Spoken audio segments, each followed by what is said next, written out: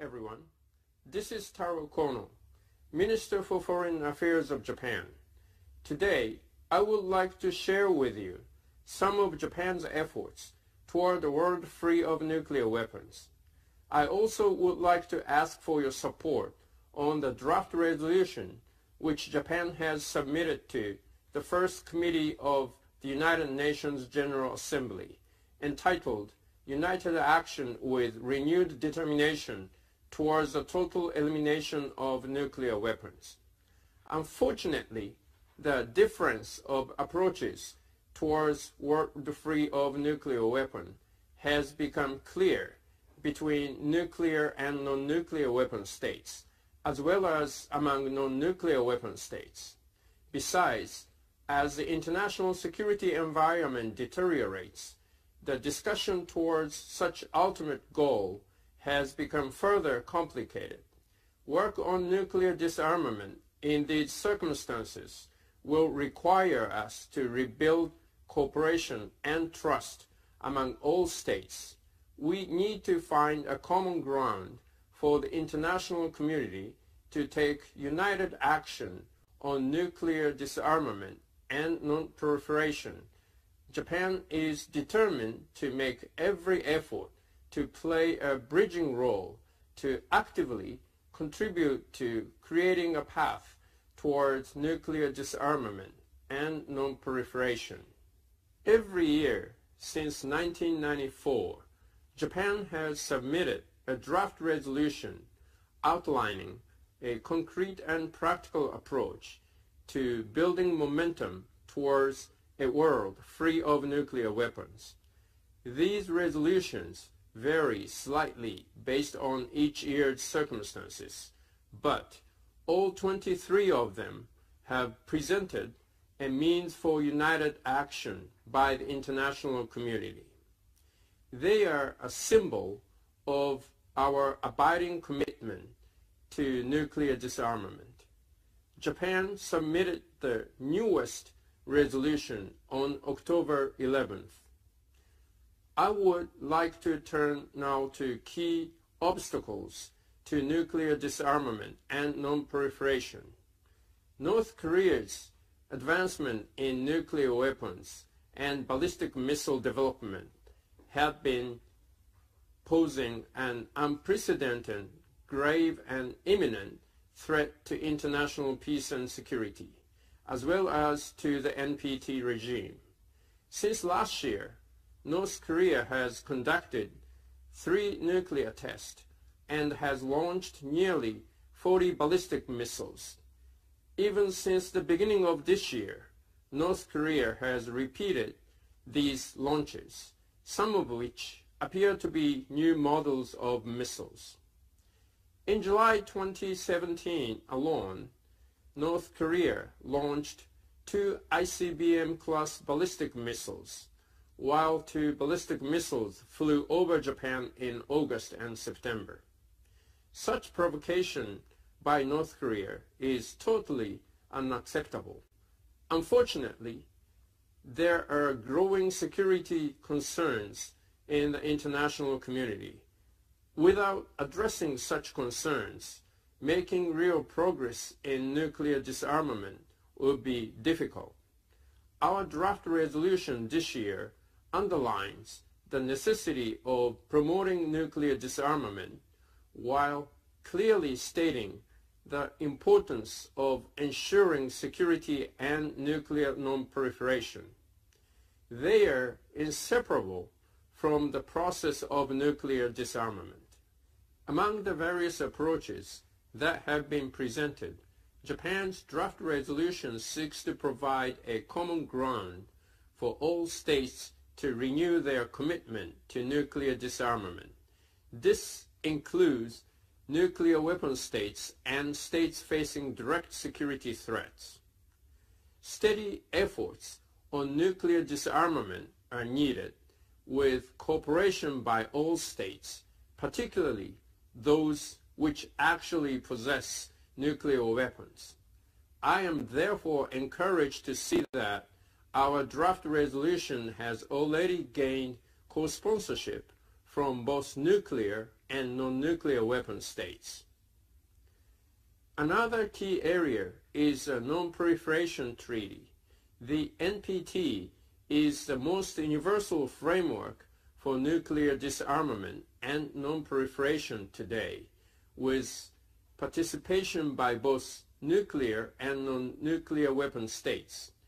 A successful 2020 NPT review process is important for all states. We will work to increase transparency on nuclear arsenals of the nuclear weapon states and to strengthen the NPT review process through the Non-Proliferation and Disarmament Initiative. The NPDI is a cross-regional group of non-nuclear weapon states representing diverse perspectives. We believe that efforts by this group will surely provide the international community a common ground. Next, I would like to touch on the Comprehensive Nuclear Test Ban Treaty. The CTBT functions as a de facto norm, even though it has not yet entered into force. To make a further step forward in the common call by the international community towards its early entry into force, our draft resolution strongly urges North Korea to cease its nuclear tests and to participate in the CTBT. North Korea, which is not a treaty signatory, is the only case in the world today conducting nuclear tests, in total disregard of the resolution of the United Nations Security Council. Needless to say, signing on and ratification of the CTBT by non-signatory and non-ratifying states are no less important. Japan remains committed to supporting the CTBT's early entry into force. The achievement of a world free of nuclear weapons is an earnest wish of the people of Japan, as the only country to have ever experienced nuclear devastation during war. Immediately after taking office as foreign minister, I visited Hiroshima and Nagasaki in August this year. The first-hand experiences I heard from atomic bomb survivors, or hibakusha, renewed my commitment to nuclear disarmament. Japan has a particular responsibility to help all generations and all countries understand the terrible reality of atomic bombing. Greater awareness can serve as the foundation for further efforts to realize a world free of nuclear weapons. Japan will help raise awareness by promoting visits and exchanges with hibakusha by world leaders and the younger generations. To further increase awareness towards the nuclear disarmament and non-proliferation, collaboration among governments, international organizations, and civil society, which all share the same aspiration, is important. I would like to ask for your understanding on Japan's basic approach on disarmament and your strong support for Japan's draft resolution. We can build a better world free of nuclear weapons if we can unite under this resolution. Thank you.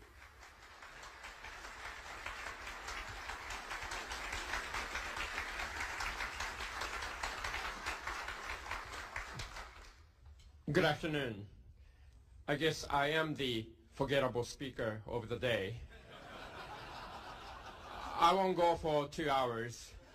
I try to make my comment short. I try to take more questions. I think that'll be more interesting. I'm very excited and impressed because 2 years ago, the Fortune magazine invited me to Aspen to attend the conference organized by the magazine called The Brainstorm. They had a session on Japan, and I was to be one of the panelists. No one really showed up for the session on Japan. China and India draw hundreds of people coming to their session, but I think the people are not interested in Japan 2 years ago because our economy was so bad. Now the economy of Japan has come back. A lot of companies making highest profit ever. So the Fortune magazine invited the vice chairman of Toyota, former chairman of the American Chamber of Commerce, Glenn Fukushima, and a couple of other guys, plus me, back to Aspen this year, the Brainstorm 2006. We had more panelists than the audience this time.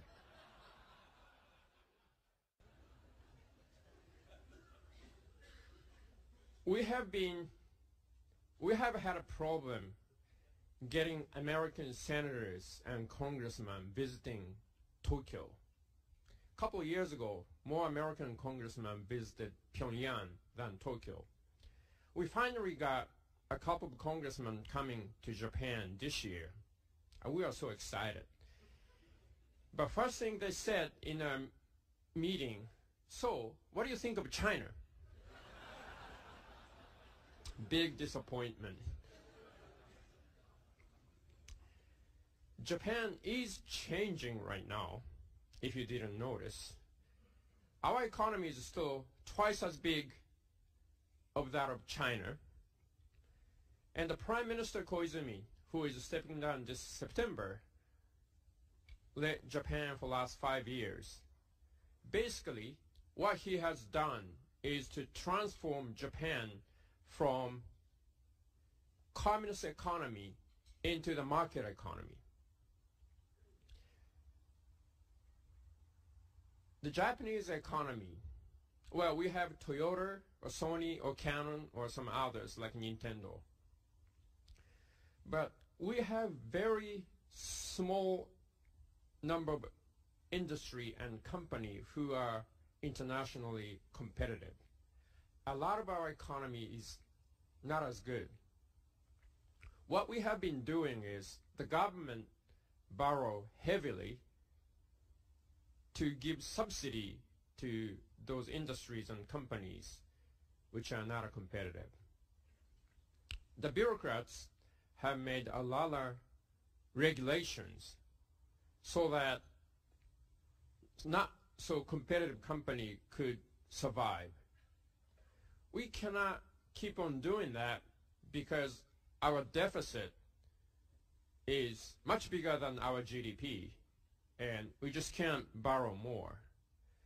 And if we are not competitive, well, we could afford to be not so competitive back in the 80s because there was no China. But today, there's a China next to us, even Korea next to us. If our industry loses competitiveness, the China can just replace us. So we have to transform our economy. And that's exactly what the Prime Minister has done. Get rid of Marx McCarthyism and replace that with market economy. And we have been fairly successful. But now he is stepping down. So what we are, where we are is like Eastern Europe, end of 1990s. Eastern Europe came out of a communist economy and experienced the market economy for a while. And they realized it's very hard to live in a market economy.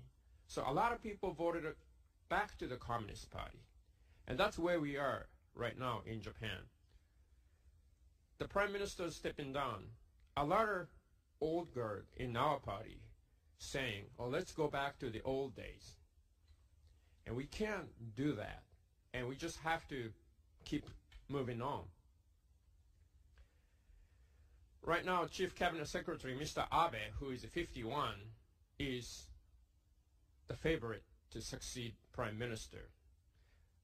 51 is way too young to become prime minister in Japan. I'm 43, and on May 11th, I declared that I am candidate to the prime minister. I'm not still born yet in the Japanese politics, but because a candidate who is 43